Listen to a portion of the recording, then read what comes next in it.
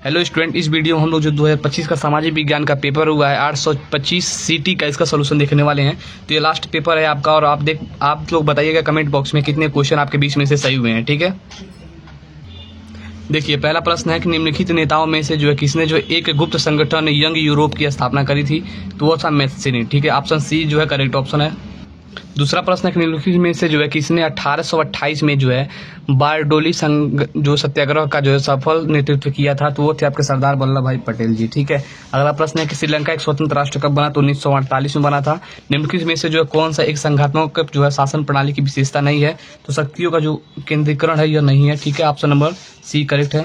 अब देखिए अगला प्रश्न है यहाँ पे कि नारी शक्ति वंदन अधिनियम कब पारित हुआ था, तो 2023 में पारित हुआ था। निम्नलिखित में से कौन सा जो है राजनीतिक दल जो है सांस्कृतिक राष्ट्रवाद की अवधारणा का समर्थन करता है, तो यह है आपका भारतीय बीजेपी। ठीक है, अगला प्रश्न है कि व्यक्ति की गरिमा और आज़ादी के संरक्षण के लिए सबसे उपयुक्त कौन सा माना जाता है, तो लोकतंत्र है। साइमन कमीशन भारत कब आया था, 1928 में आया था। अगला प्रश्न है कि भारत जो है वाणिज्यिक एवं उद्योग परिसंघ की स्थापना जो फिक्की है उसकी कब हुई थी, तो यह हुआ था 1927 में। अगला प्रश्न है कि राष्ट्रवाद की पहली जो है स्पष्ट अभिव्यक्ति किस क्रांति के कारण साथ हुई थी, तो वह था फ्रांसीसी की क्रांति।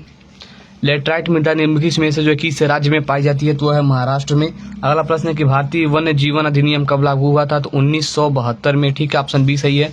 अगला प्रश्न है कि सरदार सरोवर बांध किस नदी पर बना है, तो यह बना है आपका नर्मदा नदी पर। अगला प्रश्न है कि निम्नलिखित में से जो कौन सा खनिज धात्विक है, तो वह जो है तांबा है। ठीक है, ऑप्शन बी जो है करेक्ट ऑप्शन है।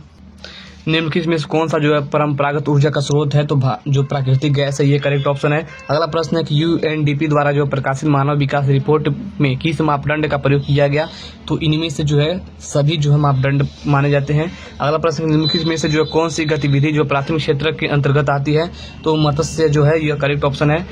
देखिए अगला प्रश्न है कि रोजगार में निम्नलिखित में से जो आर्थिकी के जो किस क्षेत्र की सर्वाधिक हिस्सेदारी है, तो जो तृतीय जो है सही है, पहला ऑप्शन करेक्ट है। ठीक है, देखिए अगला प्रश्न विश्व व्यापार संगठन के सदस्यों की संख्या कितनी है, तो 164 है। तो ये और अंतिम प्रश्न है कि निम्नलिखित में से जो कौन जो ऋण के औपचारिक स्रोतों में सम्मिलित नहीं है, तो जो साहूकार हैं वो सम्मिलित नहीं है।